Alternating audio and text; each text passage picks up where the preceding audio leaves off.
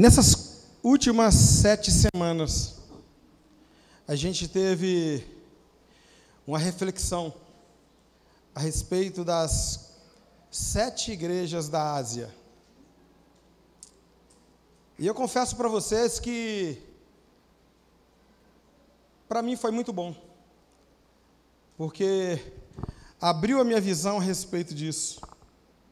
Eu, apesar de já há algum tempo caminhando no Evangelho, mas essas reflexões, elas são necessárias para que a gente possa ter uma visão do que Deus realmente quer com a gente. E é tão interessante, queridos, que eu fiquei muito tocado com o amor que Deus tem pela gente, o amor que Deus tem pela igreja. O tempo todo, Ele dizendo: olha, eu conheço vocês. O tempo todo Ele falando assim: olha, eu sei o que vocês estão passando. Eu sei o sofrimento que vocês passam. Eu sei as suas obras. Não passa nada despercebido. Isso aí é bom para a gente saber que Ele sabe das nossas aflições, né? Mas é bom para a gente saber também que nada fica oculto. Quando abre, Ele tem o poder de abrir a caixa preta da nossa alma. Ele sabe tudo o que a gente pensa, tudo que a gente fala, as coisas que a gente faz nos bastidores. Deus sabe de tudo. E não adianta a gente, às vezes, querer ocultar, não é verdade? E isso me trouxe, queridos, uma responsabilidade muito grande. Eu orei essa semana, eu estava orando essa semana ao Senhor, e falando com o Senhor: Senhor, o que o Senhor quer de mim? Porque eu confesso para vocês, queridos, Ele quer da gente muito mais do que simplesmente a gente estar aqui de domingo a domingo. E eu queria que a gente meditasse um pouco hoje num texto que está em Mateus capítulo 5 e verso 13. Um texto bem pequenininho, mas tem uma relevância muito grande. E a gente vai conversar sobre isso. Diz assim, Mateus 5, verso 13.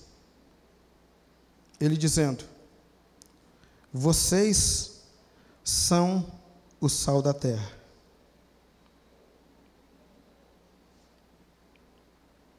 Se o sal perder o seu sabor, como restaurá-lo?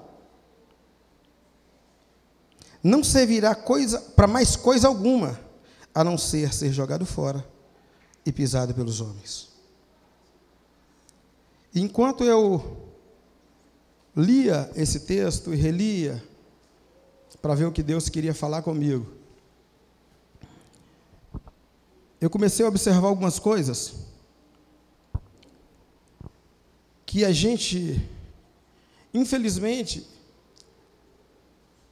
no nosso país, quando ele diz, vocês são o sal da terra, eu comecei a imaginar o que quer dizer, o que Jesus queria dizer com isso. O que quer dizer ser sal? E eu comecei a ficar preocupado, por quê? Porque eu comecei a pesquisar e hoje nós somos em torno de 62 milhões que se dizem evangélicos no Brasil. Mais ou menos. E eu senti muita tristeza no coração, porque eu comecei a observar a situação do nosso país e comecei a perguntar para Deus: Senhor, será que eu estou sendo sal? Será que eu tenho sido sal onde o Senhor me plantou, onde o Senhor me colocou? Falei com o Senhor: Senhor, será que eu tenho sido sal no bairro que eu moro? na rua, para os meus vizinhos, no meu trabalho. Queridos, eu confesso para vocês que eu chorei, porque eu comecei a observar que eu não tenho sido sal, como Jesus quer que eu seja. Isso me trouxe uma tristeza no coração, que eu falei: Deus, eu não quero mais isso. Eu quero ser sal. Porque o sal, queridos, ele tem algumas propriedades. E o sal tem duas funções essenciais. Uma é dar sabor. Você comer uma comida sem sal é muito desagradável. Para mim, que gosto de uma comida bem temperada, normalmente eu vou na casa da minha sogra, ela tem problema de pressão. E hoje é dia, né, Bi? A gente vai ter que enfrentar isso. Tem que jogar um salzinho em cima. Hoje é o dia. Mas você comer uma comida sem sal, queridos, é desagradável. Sabe por quê? Porque o sal é que dá o sabor. Quando você vai fazer, vamos supor, você vai fazer um churrasco, certo? Você compra o melhor que você possa comprar, picanha, as outras carnes, né, excelentes aí para churrasco, o pessoal que mexe com churrasco sabe. Mas, se você coloca uma picanha para assar, esquece do sal, você vai perceber que ela não tem sabor. Você falou: o que aconteceu? Você esqueceu aqui, fala com o churrasqueiro, você esqueceu do sal, o que aconteceu?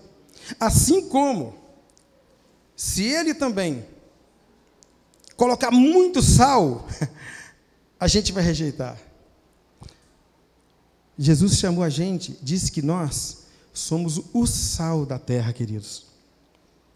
E como sal, ele estava falando o seguinte, que isso é uma identidade do cristão. Tem que ser uma identidade do cristão, ser sal. Porque hoje, nós temos visto o que tem acontecido no nosso país. E o evangelho que tem sido pregado, talvez é aquele evangelho até chato, queridos, me desculpe, tá? Eu detesto quando eu vou num local que o pessoal vira assim e fala assim: ó, vira para o seu irmão e fala isso. Ah, vira para o seu irmão e fala que você ama. Na verdade, queridos, amar quem nos ama é muito fácil. Só que Jesus, nesse texto que nós lemos, que é denominado como o Sermão do Monte, ele estava ali, depois de um tempo que ele já estava com seus discípulos, ele resolve subir naquele monte, sentou-se, e ali ele começou a mostrar para eles que o reino de Deus havia chegado. O rei do reino estava ali. E para que um reino seja implantado, tem que ter uma constituição, leis nesse reino. E ele então começa a falar com eles sobre as bem-aventuranças, né? E a gente pode observar, queridos, que a lei desse reino, a constituição desse reino, é totalmente o oposto do mundo, do reino do mundo. Por quê? Porque no reino do mundo, diz assim, olha, felizes são aquelas pessoas que sorriem. Felizes são os que sorriem, estão o tempo todo sorrindo, vai para todo lugar que quer. Jesus falou o seguinte, olha, felizes são os humildes de coração. Felizes os humildes, porque dos tais é o reino de Deus. Quando você é humilde, a constituição desse reino de Cristo é totalmente diferente do reino daqui da terra. Aqui, infelizmente, quando alguém chora, é porque está triste. Jesus está falando aqui, olha, felizes os que choram. Choram por quê? Choram por causa será que é por causa de uma cena de novela? Será porque é de um filme que assistiu e ficou comovido? Não. Está falando, felizes os que choram por causa da situação que o mundo se encontra. Às vezes as pessoas olham, a gente como cristão, a gente olha para o que está acontecendo no mundo hoje e dá uma tristeza muito grande. Crianças sendo doutrinadas de uma forma horrível. Os pais acabam perdendo o poder de corrigir um filho. Na escola, quando você diz que você é cristão, as pessoas começam a zombar de você. Quando você diz na escola, no trabalho, que você é um cristão, as pessoas começam a debochar de você. Isso, traz tristeza. Só que Jesus disse lá embaixo, assim, olha, felizes são vocês quando forem perseguidos por causa da justiça. O sal, querido, para ser sal, nós precisamos ter essas características do reino de Deus. E eu estava lendo sobre isso, e eu comecei a observar uma coisa, que o sal, ele não tem substituto. Vocês podem observar para vocês verem. Na carne, você pode colocar o que você quiser. Você pode vir com o que você quiser numa carne. Mas você pode ter certeza que não vai substituir o sal. Porque o sal, ele é insubstituível. O sal é necessário. O sal não é importante. Importante é quando você tem, por exemplo, uma roupa é importante. Um carro é importante. Por quê? Se você não puder vir de carro, você vem de ônibus. Se você não puder vir com a roupa nova, você vem com a roupa mais velha. Você pode substituir. Agora, isso aqui é importante, mas não é necessário. Você pode ter uma outra mais simples. Você pode ter um carro mais simples, mais velho. Mas o sal, ele é necessário. Não adianta a gente, às vezes, querer pensar que a gente pode, como cristão, nós estamos fazendo um papel excelente. Porque o sal, queridos, ele não precisa de uma quantidade grande para temperar. Quando você vai temperar um arroz, você coloca ali talvez meio quilo de arroz, mas você coloca só uma pitadinha de sal, meia colherzinha de sal, e é o suficiente. E ali todo mundo come à vontade e é muito agradável ao nosso paladar. E Jesus disse para a gente, olha, vocês são o sal da terra. Mas e se o sal parar? Se o sal perder o sabor?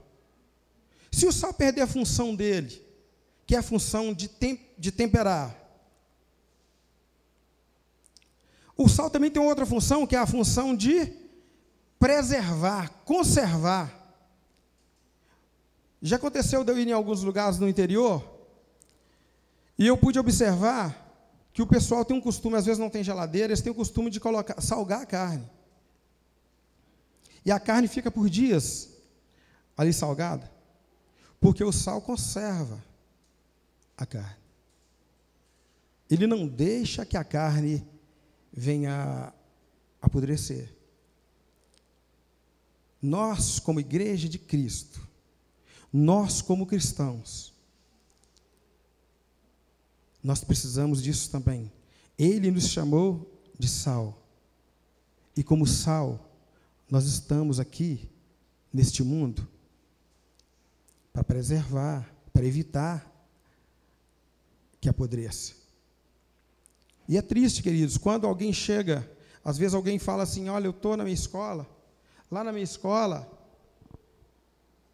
só tem eu de cristão na minha sala de aula. É mais do que o suficiente. Talvez a pessoa fale assim: olha, pastor, lá na minha casa é somente eu como cristão, toda a minha família não ri de mim, debocha de mim, porque só eu sou cristão. Querido, eu quero te dizer o seguinte: é mais do que o suficiente. Você é sal. Um dia, Paulo e Silas estavam numa prisão, e de repente, houve um terremoto ali, a igreja orando por eles, houve um terremoto, as cadeias se abriram, e de repente, todos ficaram livres. Aquele rapaz que era responsável pelo centurião ali, o guarda que tomava conta da cadeia, ele ficou desesperado e quis se matar. Paulo falou o seguinte: fica tranquilo, então, estamos todos aqui. E ele falou o seguinte: olha, o que eu faço? Ele falou o seguinte: crê no Senhor Jesus e será salvo, tu e tua casa. Quero dizer para você nessa manhã, não se importe não. Se lá na sua escola é só você na sua sala de aula como cristão, não se importe não. Se você for sal, Deus vai temperar toda aquela classe. E é tão interessante, queridos, quando a gente é sal de verdade, quando a gente faz a diferença. Estou falando de sal porque o sal faz a diferença. Quando alguém é sal de verdade, você pode ter certeza que você vai reprimir o mal. O mal não vai se aproximar. Você sabe por quê? Porque você é sal. Às vezes, na sala de aula, às vezes, na hora do recreio, tem um grupinho ali que está se conversando e tal, falando algumas coisas ali que não convém, algumas imoralidades, algumas pornografias, mas quando alguém que é sal vem aproximando, automaticamente, calma aí, fulano de tal está chegando. Muda o assunto. O sal, ele reprime o mal. Às vezes, numa sala de aula, a professora a professora está escrevendo alguma coisa e muitas vezes vai fazer algum comentário a respeito de cristão, alguma coisa, mas se tem uma pessoa dentro da sala de aula que é cristã, muitas vezes ela deixa de fazer por causa disso. Eu estava vendo um artigo, queridos, de um dono de uma empresa, há pouco tempo agora. Um dono de empresa, ele fez o seguinte: ele se vestiu de funcionário para ficar, e passou uma semana dentro da empresa dele, para ver como que os funcionários agiam. Porque, infelizmente, é desse jeito que funciona. Às vezes, quando o patrão chega, todo mundo ali, né? Mas se de repente o patrão vira as costas, então esse homem queria ver como que os liderados, os funcionários dele trabalhavam. E foi tão interessante, queridos, que ele se aproximou de um, e de repente aquele fez alguma coisa ali. Ele chegou como novato, então mudou, colocou barba e tudo mais, tal, e de repente, quando ele estava dentro da empresa, de repente ele foi conversar com um já se deu mal, falou mal da empresa. De repente ele estava dentro do galpão, de repente ele olhou e uma funcionária estava em uma empilhadeira, aquela transpalete, e de repente ela cochilou e bateu na coluna e derrubou tudo. E ele observando isso. Mas teve um rapaz que trabalhava na logística ali, e de repente ele falou assim, o chefe dele falou assim: olha, o fulano de tal vai trabalhar, você ensina o trabalho para ele. E era o dono, era o patrão que estava ali, de uniforme de funcionário. E de repente ele começou, aquele rapaz chegou para ele e falou com ele assim: olha, aqui a gente trabalha o seguinte, dessa forma, olha, você tem que chegar no horário certo, tá? Bate o cartão direitinho, tem que estar uniformizado, e o patrão observando. Então, você vai fazer isso e isso. De repente, aquele chefe, que era o diretor, que era o dono da empresa, de repente ele foi fazer alguma coisa, o cara falou, oi, não, de jeito nenhum, não se faz isso aqui, você não pode fazer isso aqui, se você fizer isso, você vai ser punido. De repente, chegou na hora do almoço, ele bateu o cartão atrasado, o rapaz chegou para ele, não se faz isso aqui, se continuar acontecendo isso, você vai ser punido. E ele começou a ficar, sabe, como diz, ele começou a ficar assim, entusiasmado, como aquele funcionário estava trabalhando. Aí, de repente, eles foram colocar dentro de um container algumas coisas, e aquele rapaz, aquele funcionário exemplar, começou a pegar as coisas e colocando, e falando com ele, aqui você coloca assim, você empilha isso aqui desse jeito, isso aqui você tem que prender assim, assim, assim. Aí ele falou assim, mas por que você está falando isso comigo? Ele falou com ele assim, ó, sabe por quê? Porque eu sempre falo com os meus liderados, faça o seu trabalho como se você estivesse fazendo para Deus. Você deve fazer o seu trabalho aqui como se você estivesse fazendo para Deus. 2 semanas depois, queridos, aquele empresário chamou aquele rapaz lá na sala dele e disse para ele assim, você lembra de mim? Ele falou, não lembro. Há 2 semanas atrás, eu era aquele rapaz que você estava ensinando.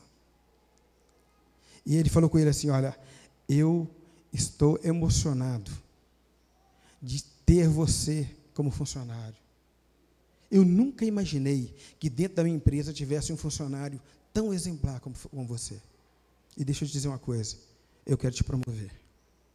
Esse rapaz tinha entrado lá, na limpeza, e já tinha sido promovido 5 vezes. Já estava tomando conta de uma turma na logística. O patrão colocou ele num cargo mais elevado. Sabe por quê, queridos? Porque ele entendeu o que Jesus tinha dito. Ser sal. É isso. E tem outra coisa, queridos. O sal. Você nunca vê uma pessoa chegar e elogiar um sal, você já viu? Alguém chegar e falar o seguinte, olha, vai comer um churrasco e de repente, não, mas esse sal está tão gostoso. Não. Todo mundo elogia, não é verdade? Todo mundo elogia o quê? A comida. Todo mundo elogia a comida. Se você chega num local que você vai comer um churrasco ali, de repente, a pessoa, não, mas que carne maravilhosa. Nossa, mas que comida maravilhosa. Ninguém faz isso, Fernando. Ninguém elogia o sal. Mas quem que a gente elogia, normalmente, é a comida. Sabe por quê, queridos? Jesus nos chamou de sal, porque a gente tem que passar despercebido. A gente não pode chamar atenção para nós. João Batista diz assim, olha, quando João Batista chegou pregando, né, para o arrependimento, quando falaram com ele assim, olha, aquele que você batizou, está batizando muita gente também. João Batista virou para ele e falou com eles assim, olha, com os discípulos dele, ó, convém que ele cresça e que eu diminua, que eu desapareça.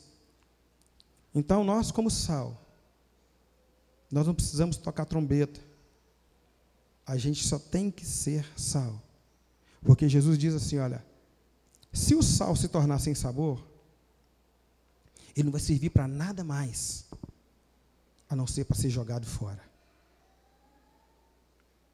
E que triste, queridos, é quando você chega em algum lugar e, de repente, você vê que uma pessoa que se diz cristã,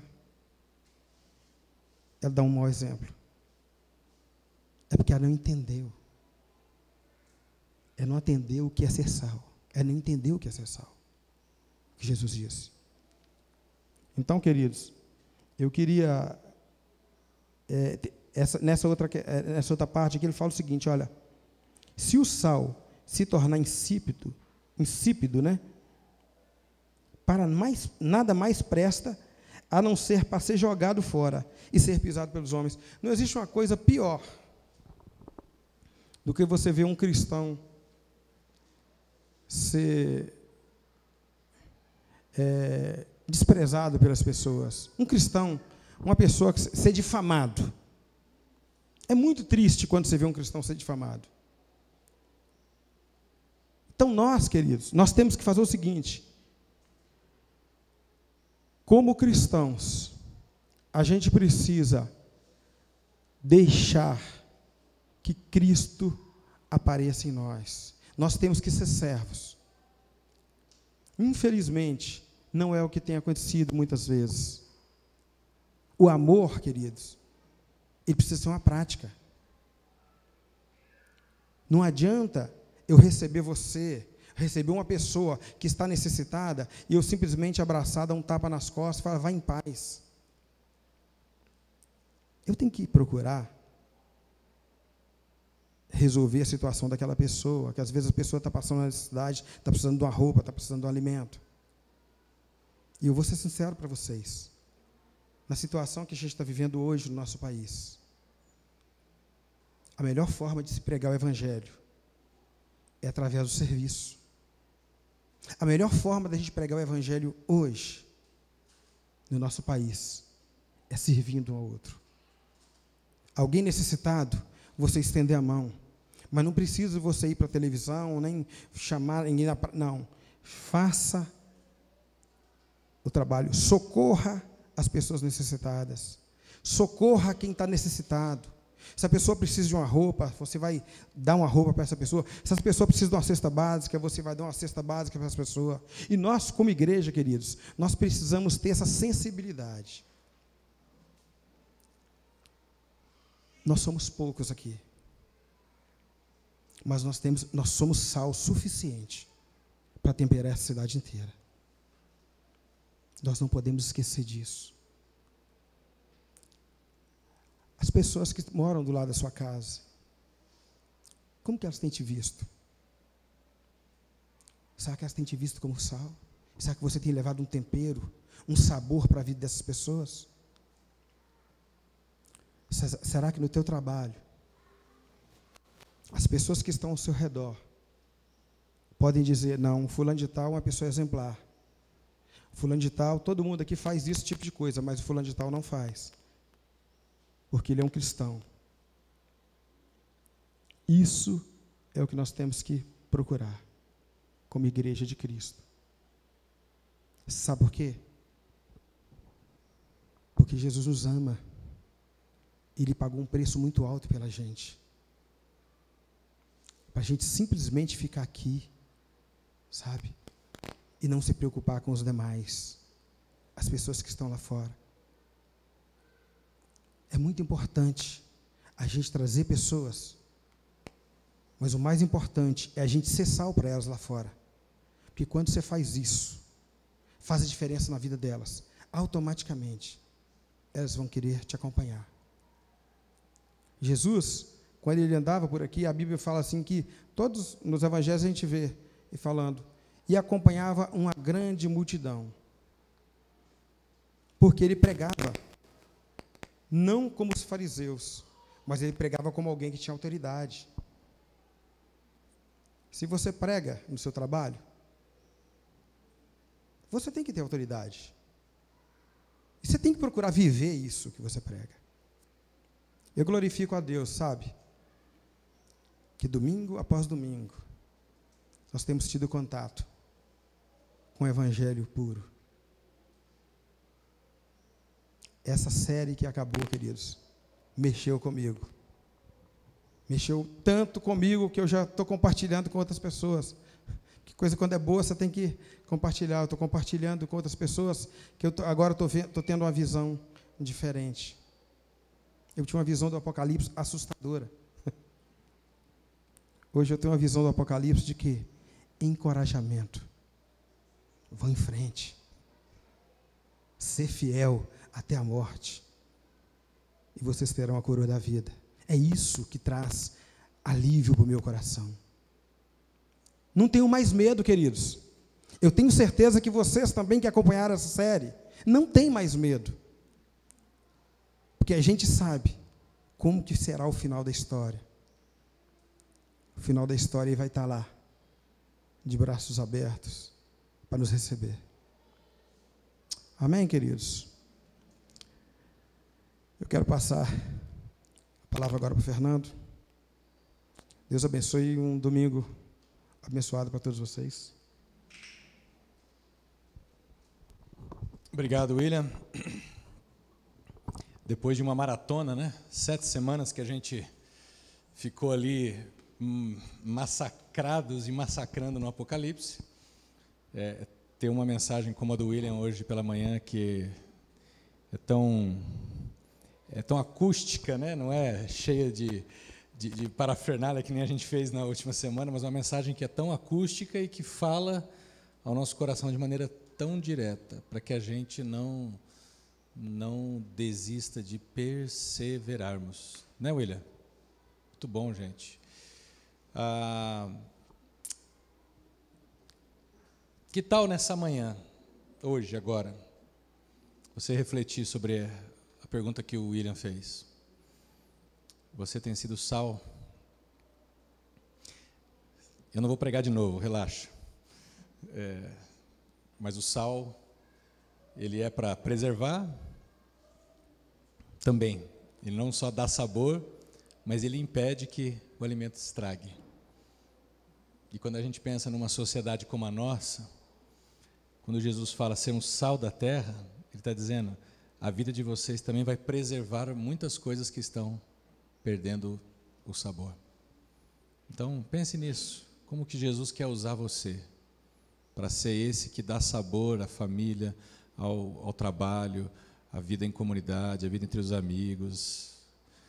E como que Jesus tem usado você para preservar coisas importantes, como valores, como caráter, no meio onde você está vivendo. Gostei do que você disse, William. Somos poucos aqui. Mas Jesus começou uma revolução na história com 12 caras. Então, o número nunca foi problema para ele. Ele quer usar quem nós somos e quem nós temos. Coloque-se diante de Deus nesse momento. Deixa Ele falar contigo. Se você tem percebido que você não tem sido esse sal, faça uma oração dizendo, Deus, eu quero ser o sal. Me usa.